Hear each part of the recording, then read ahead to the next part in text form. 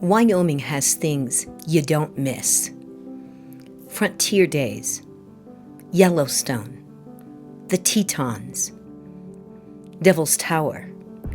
And then there's something else, not built by nature, but still standing. Lou Taubert's. I was 18 when I first walked in here.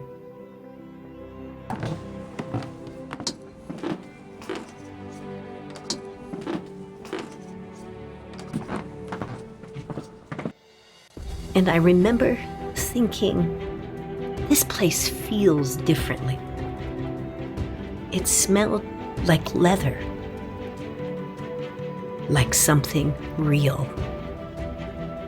That was 50 years ago, and it hasn't changed.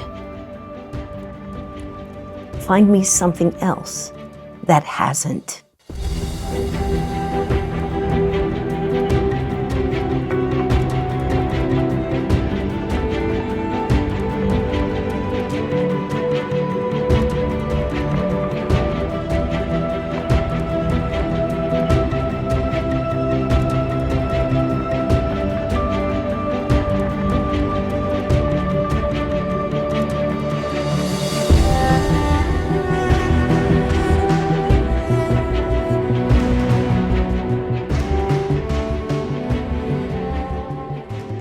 Before this store, there was a decision.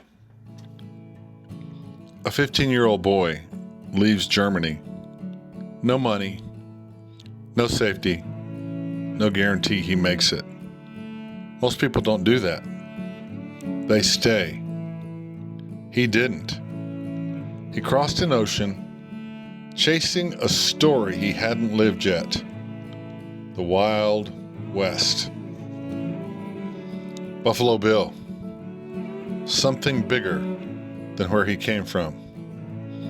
That's where this begins. The story starts with my grandfather being a young German boy in Altenburg, Germany. He saw the Buffalo Bill Wild West show when it was traveling in Europe. And that must have really made an impression on him, because that's what he wanted to do. He wanted to become a cowboy. So he comes through Ellis Island from Germany? So he hops on a ship at, I think, maybe 15 years old, by himself, stops in Ellis Island, sleeps on a park bench, was a sparring partner in boxing to make a little money, to get on a prairie schooner headed west.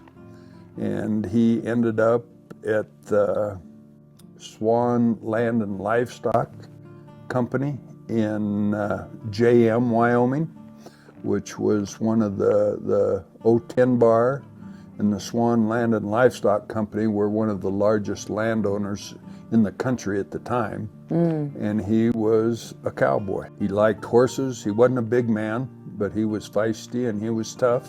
A young man, you know, coming across the United States on a prairie schooner.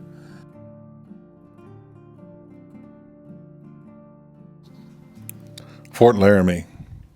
He works, learns, takes hits. Nothing given.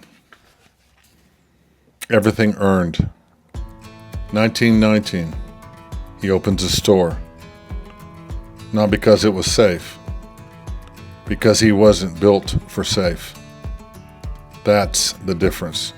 When you look at the picture of your grandfather in Fort Laramie in his hardware store, he has literally everything in this. It's amazing that he had so much products in his hardware store. And I realize that hardware stores are like that, but well, at that point in time, they were all necessities. You know, it really wasn't a Western store. It was called C.W. Taubert Hardware and Mercantile. And yeah, you sold horseshoes, nails, turpentine, gloves, horse collars. You know, that's when these people needed the necessities to survive. From the Swan Land and Livestock Company in JM, he moved to Fort Laramie, Wyoming, where he was overseeing a lumber store owned by the Swan Land and Livestock Company, and then started his own store. Then comes the next generation, Lewis Sr., and here's what he inherits: not a store, a responsibility. They believed something, that what you build should last. He's taught change is always coming, and change is always good. But losing who you are, that's a choice. So what encouraged your dad to go into Western wear, or is that where he started? Well, you know, it went from the mercantile in Fort Laramie. You know, I think he got his love for merchandising from his dad because he worked in the store all that time. We still have a ranch down in Fort Laramie, which has expanded over the years. It started small and it grew, and he and my grandfather added to the ranch and still worked the mercantile. 1944, middle of a war. He sees Casper, sees something others don't. Starts small. And he doesn't do it alone. He meets her. They build it together. That's how real things are built. Not fast, not easy. Together. When my dad got out of the service in maybe 44, 45, he came to Casper, knowing that it had to be a bigger population in order for his business, his dream to survive. He worked, when he first came here, I can't recall the lady's name. It was Stockman Supply, just down one block. Mm-hmm. And he worked there for a year and lived upstairs, I believe, or downstairs, but there was an apartment for him. And then he wanted to be on his own. And I remember my dad telling me, the lady said, "You'll never last. You better stay with me." But he had higher dreams and hopes. So he opened a store on the corner of Midwest and Center Street. 6 kids, raised in it, not around it, in it. They worked, they learned, they carried it. I remember the chocolates, the best. Boots, hats, leather. But what they were really selling was standard. And most people don't have one. The success of the business, you know, raising 6 children. He was a great merchandiser. His windows were always dressed really nice. How to entice the customers to come into his store. You know, the business was originally built on the rancher and the farmer and what they needed, but he could see a need for, you know, the Western wear. And I can remember my dad saying, the beauty behind Western wear is, and his success was the fact that Western wear never went out of style.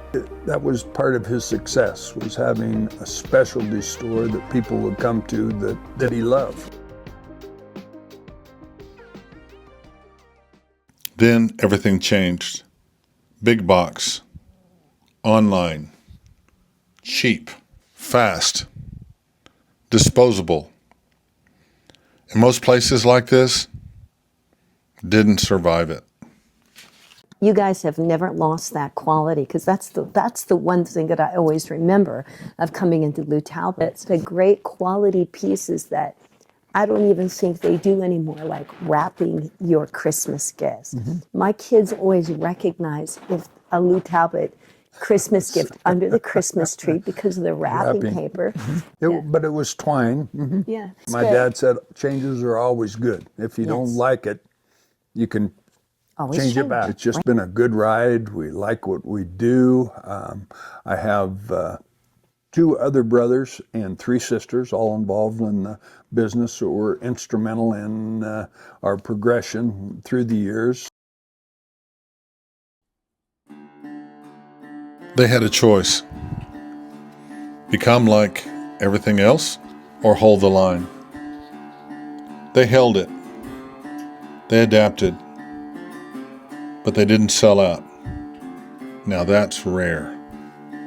Well, in some ways it changed quite a bit. In a lot of ways it hadn't changed. As you know, Sharon, when you walk in here and you purchase something, you go to the cash register and it's not computerized. I don't have any computerized tags on my boots. When we check out, we handwrite tickets, just like my dad did when my grandfather did in Fort Laramie. And we still have an old machine. As long as we can continue to get the paper, we'll run it that way. We really don't have a computer in the store. It's all in our heads or in our stomach, a gut feel, and I think that's positive, probably a lot of negative. I know, the Western industry will always survive, I think, but independents are dropping.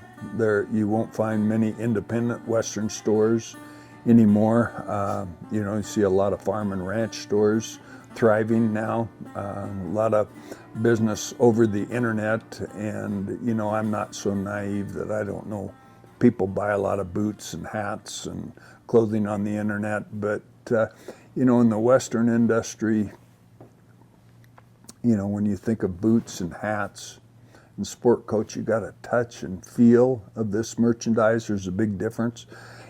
But the biggest difference of all, when somebody comes in to buy a pair of boots, they know that they're going to fit. I always kind of tell people we fit boots, we don't sell them. I'll fit you in a pair of boots and you got to buy them and like them. But, if a pair of boots doesn't fit, they're probably not going to buy another pair. But if you get them fit properly, they'll be back for others to add to their collection. Same way with hats. I've got over 110 styles of hats over there, and some hats are going to fit some people better. Some are not going to, but the big thing is we give them the customer service. We shape hats, and that's not everybody can do that.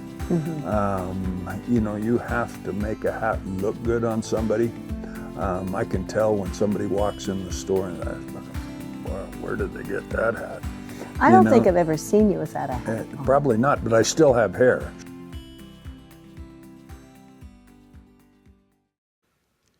It still smells the same. The floors still creak. 100 years, and they didn't drift. The New York Times called them one of the 50 best clothing stores in America. Now, some people would call that nostalgia. They're wrong. This is discipline, consistency, and staying the course when everyone else quits. That doesn't happen by accident. That's a decision. So I know that a big award that you will recognize as the top 50 in the New York Times, the top 50 retail store or family. That was the top 50 clothing independent brick and mortar stores in the country. Brick and mortar store. That was quite an honor.